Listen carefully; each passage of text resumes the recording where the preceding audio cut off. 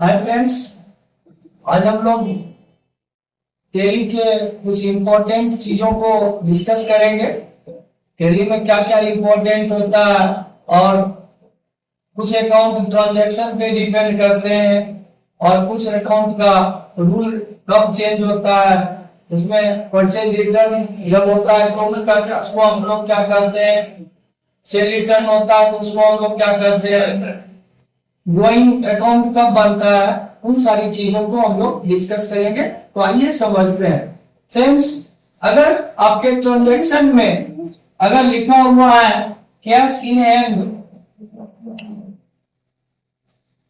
या आपके क्वेश्चन में है कमेंस्ड बिजनेस विथ कैश या लिखा हुआ है started business with cash, then इस कंडीशन में आपको दो ही अकाउंट क्रिएट होता है। कितने तरह के ट्रांजैक्शन में ये ट्रांजैक्शन हो या ये ट्रांजैक्शन हो या ये ट्रांजैक्शन हो, दो ही अकाउंट बनता है, एक कैश अकाउंट और एक कैपिटल अकाउंट। अब जब हम अकाउंटिंग के रूल को जानेंगे तो इसमें अगर उसके हिसाब से हमको ये देखना है कि सीआर कौन होगा और डीआर कौन होगा, तो जैसा कि हम जानते हैं कैश हमारा रियल अकाउंट होता है, तो रियल अकाउंट में हमारे बिजनेस में चूंकि कैश आ रहा है इसीलिए कैश डीआर होगा। और चूंकि कैपिटल नॉमिनल अकाउंट है और नॉमिनल अकाउंट में जब प्रॉफिट होता है तो वो प्रॉफिट यानी हमारा बिजनेस में हमारे बिजनेस का क्या बन रहा है, कैपिटल बन रहा है, इसीलिए हम कैपिटल को यहाँ पे सीआर कर देते हैं और कैपिटल हमारा नॉमिनल अकाउंट हो जाता है।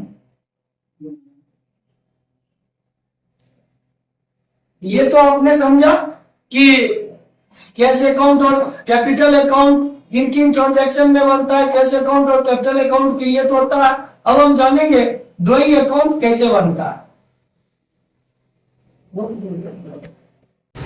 फ्रेंड्स, अब हम जानेंगे कि ड्रॉइंग अकाउंट कब बनता है। तो अगर ट्रांजैक्शन में रहेगा withdraw cash for personal use, अगर पर्सनल यूज के लिए हम कैश को विथड्रॉ कर रहे हैं, कैश अगर हम निकाल रहे हैं पर्सनल यूज के लिए, यानी पर्सनल यूज का मतलब हुआ व्यक्तिगत प्रयोग, व्यक्तिगत प्रयोग। तो व्यक्तिगत उपयोग में जो अमाउंट हम अगर यूज कर रहे हैं तो उस कंडीशन में एक बनता है आपका ड्रॉइंग अकाउंट और एक आपका कैश अकाउंट बनेगा। ड्रॉइंग अकाउंट चूंकि नॉमिनल अकाउंट है तो ये अपने रूल के हिसाब से ये डीआर हो जाएगा और कैश चूंकि रियल अकाउंट है और इसमें कैश आउट हो रहा है तो रियल अकाउंट के रूल के हिसाब से जो आउट होता है वो सीआर होता है और नॉमिनल के हिसाब से जो आपका एक्सपेंस होता है वो डीआर होता है। फ्रेंड्स, अब हम समझेंगे परचेज रिटर्न और सेल रिटर्न को। आइए समझते हैं। अब जानेंगे परचेज रिटर्न को कि परचेज रिटर्न जब होता है तो कौन सा अकाउंट बनता है और परचेज रिटर्न कैसे हम समझेंगे कि हमारे ट्रांजैक्शन में परचेज रिटर्न हो रहा है। तो आइए समझते हैं। अगर आपके ट्रांजैक्शन में रिटर्न गुड्स टू राउंड है तो इसका मतलब हुआ कि राउंड को माल लौटाया, राउंड को आपने सामान वापस किया, यानी इस तरह के ट्रांजैक्शन में क्या हो रहा है, परचेज रिटर्न हो रहा है। और परचेज रिटर्न के लिए क्योंकि हमारे यहाँ से सामान आउट हो रहा है इसलिए हम इसको यहाँ पे नाम दे देंगे आउटवार्ड अकाउंट। और अब अगर इस क्वेश्चन की एंट्री हमको करनी है तो हम कैसे इसको एंट्री करेंगे, तो return goods to round, round को रिटर्न हो रहा है तो राउंड अकाउंट डीआर, चूंकि राउंड पर्सनल अकाउंट है और राउंड रिसीवर है, राम को जब हम रिटर्न करें तो राम रिसीव कर रहा है और राम अकाउंट क्लियर हो जाएगा।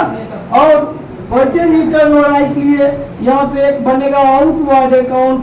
और आउटवर्ड अकाउंट ये आपका रियल अकाउंट है, क्योंकि सामान जा रहा है हमारा, तो ये हो जाएगा आपका सीआर।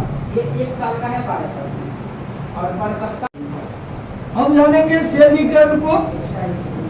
सेल रिटर्न हम कैसे समझेंगे कि सेल रिटर्न हो रहा है। तो अगर आपके ट्रांजैक्शन में लिखा होगा राम रिटर्न्ड गुड्स,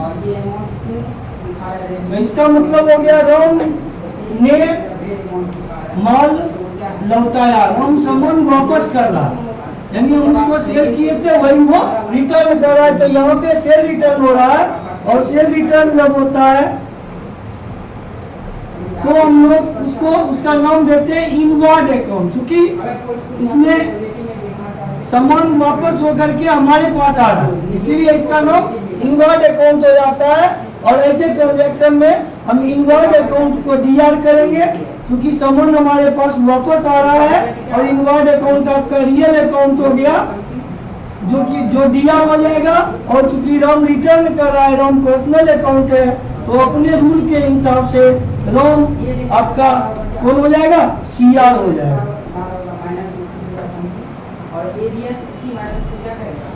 तो फ्रेंड्स, आप लोग कमेंट के जरिए जरूर बताएंगे कि आपको हमारा यह क्लास कैसा लगा। मिलते हैं अगले क्लास में।